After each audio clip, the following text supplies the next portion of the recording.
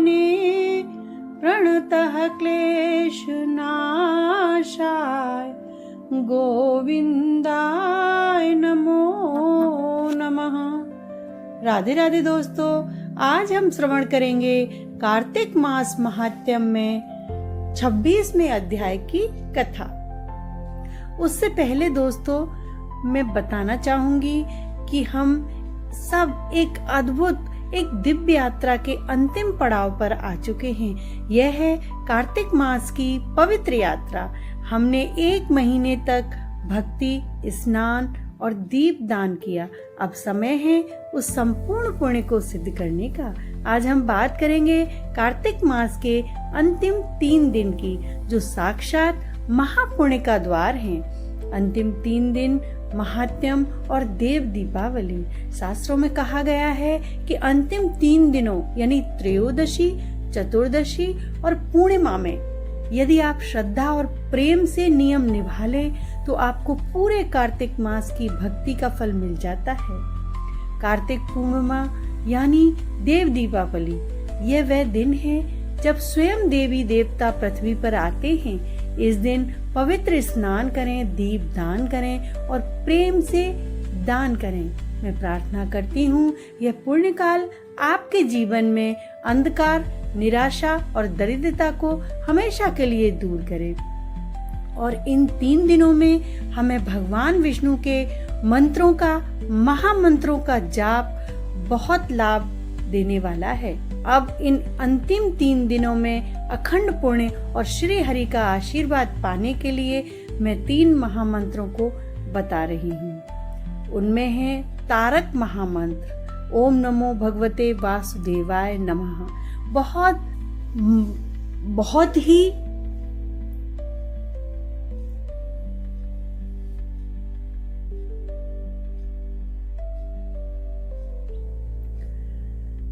तारक महामंत्र बहुत सरल और सबसे शक्तिशाली है। इस मंत्र के जाप से आपको पूरे कार्तिक मास के दान, स्नान और तप का फल मिल जाएगा। नारायणी गायत्री महामंत्र बुद्धि और ज्ञान देने के लिए बहुत ही मेरे प्यारे परिवार, मेरा YouTube फैमिली इन अंतिम दिनों को जागृति और भक्ति के साथ जिएं और आप सभी को कार्तिक मास के अंतिम 3 दिनों की और देव दीपावली के पावन पर्व की अनंत अनंत शुभकामनाएं और ढेर सारा आशीर्वाद। बोलिए विष्णु भगवान की जय। अब हम कथा श्रवण करेंगे 26वें अध्याय की।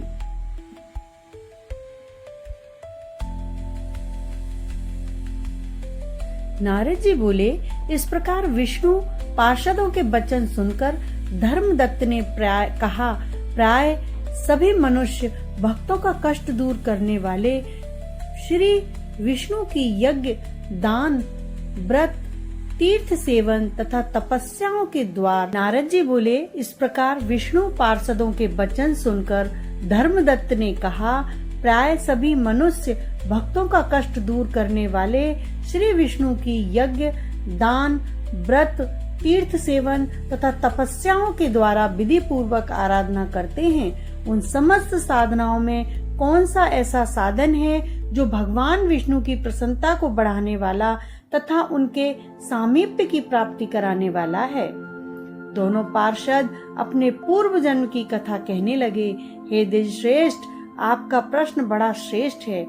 आज हम आपको भगवान विष्णु को शीघ्र प्रसन्न करने वाला उपाय बताते हैं। हम इतिहास सहित प्राचीन वृतांत सुनाते हैं, सावधानी पूर्वक सुनो। ब्राह्मण पहले कांचीपुरी में चोल नामक एक चक्रवर्ती राजा हो गए। उन्हीं के नाम पर उनके अधीन रहने वाले सभी देश चोल नाम से विख्यात हुए। राजा चोल जब इस भूमंडल पर शासन करते थे, उस समय उनके राज्य में कोई भी मनुष्य दरिद्र, दुखी, पाप में मन लगाने वाला अथवा रोगी नहीं था। एक समय की बात है, राजा चोल अनंत शयन नामक तीर्थ में गए, जहाँ जगदीश्वर भगवान विष्णु ने योग निद्रा का आश्रय लेकर शयन किया था। वहां भगवान विष्णु के दिव्य विग्रह की राजा ने विधि पूर्वक पूजा की। दिव्य मणि, मुक्ताफल तथा स्वर्ण के बने हुए सुंदर पुष्पों से पूजन कर साष्टांग प्रणाम किया। प्रणाम करके जो ही बैठे उसी समय उनकी दृष्टि भगवान के पास आते हुए एक ब्राह्मण पर पड़ी, जो उन्हीं की कांची नगरी के निवासी थे। उनका नाम था विष्णुदास। उन्होंने भगवान की पूजा के लिए अपने हाथ में तुलसी दल और जल ले रखा था। निकट आने पर उन ब्राह्मण ने विष्णु सूक्त का पाठ करते हुए देवादिदेव भगवान को स्नान कराया और तुलसी की मंजरी तथा पत्तों से उनकी विधिवत पूजा की।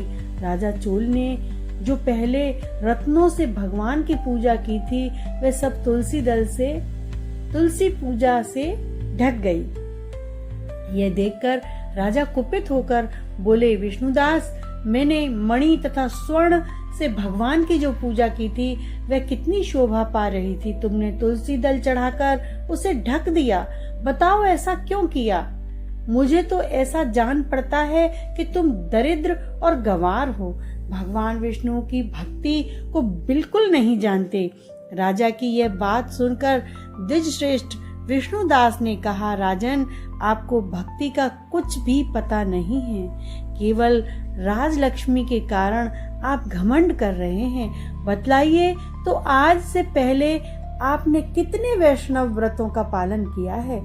तब नृपश्रेष्ठ चोल ने हंसते हुए कहा, तुम तो दरिद्र और निर्धन हो, तुम्हारी भगवान विष्णु में भक्ति ही कितनी है।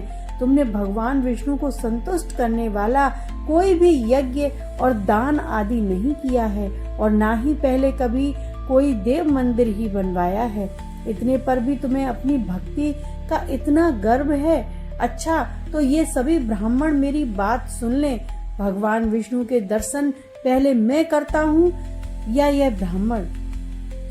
इस बात को आप सब लोग देख लें, फिर हम दोनों में से किसकी भक्ति कैसी है यह सब लोग स्वतः ही जान लेंगे। ऐसा कहकर राजा अपने राजभवन को चले गए। वहां उन्होंने महर्षि मुद्गल को आचार्य बनाकर वैष्णव यज्ञ प्रारंभ किया।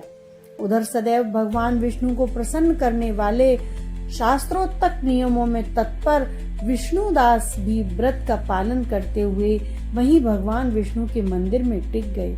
उन्होंने माघ और कार्तिक के उत्तम व्रत का अनुष्ठान, तुलसी वन की रक्षा, एकादशी को द्वादशाक्षर मंत्र का जाप, नृत्य, गीत आदि मंगलमय आयोजनों के साथ प्रतिदिन षोडशोपचार से भगवान विष्णु की पूजा आदि नियमों का आचरण किया। वे प्रतिदिन चलते फिरते और इस प्रकार राजा चोल और विष्णुदास दोनों ही भगवान लक्ष्मीपति की आराधना में संलग्न थे।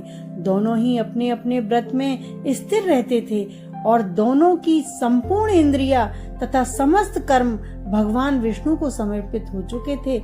इस अवस्था में दोनों ने दीर्घ काल तक व्यतीत किया।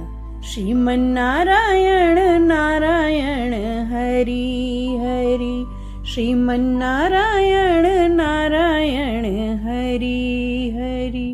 तेरी लीला तेरी लीला तेरी लीला सबसे न्यारी न्यारी न्यारी न्यारी। श्रीमन्नारायण नारायण हरि हरि, श्रीमन्नारायण नारायण हरि हरि। राधे राधे दोस्तों, चैनल को लाइक करिए, सब्सक्राइब करिए और कमेंट में राधे राधे लिखना बिल्कुल न भूलिए। आपका एक लाइक मेरे लिए बहुत बहुत मायने रखता है।